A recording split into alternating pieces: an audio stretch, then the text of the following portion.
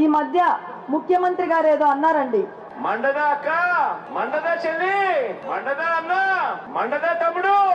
ఇప్పుడు నేను అడుగుతున్నా, అన్నం పెట్టే అన్న క్యాంటీన్ మూస్తే మండదా అన్న, ఒక పరిశ్రమ కూడా రాష్ట్రానికి తీసుకురాకపోతే మండదా తమ్ముడు, అంబేద్కర్ విదేశీ విద్య ఆపేస్తే మండదా చెల్లి, కరెంటు ఛార్జీలు 7 సార్లు పెంచితే మండదా అవ్వా, ఆర్టీసీ ఛార్జీలు 3 సార్లు పెంచితే మండదా తాత, చంద్రన్న ఇచ్చే సంక్రాంతి, రంజాన్, క్రిస్మస్ కానుకలు ఆపేస్తే మండదా పిన్ని, భూములిచ్చిన రైతులని కడుపులో కొడితే వాళ్ళకి కడుపు మండదా, అన్నపూర్ణగా వెలసిల్లిన ఆంధ్రప్రదేశ్ కి రాజధాని కూడా లేకుండా చేస్తే ఆంధ్రులకి మండదా, రోజుకి 18 గంటలు మన రాష్ట్రం కోసం కష్టపడి ఇంతమంది యువత భవిష్యత్తు కోసం నిరంతరం తపన పడే నాయకుడు చంద్రబాబు నాయుడు గారిని 53 రోజులు అన్యాయంగా జైల్లో వేస్తే మాకు మండదా అని సభాముఖంగా అడుగుతున్నా.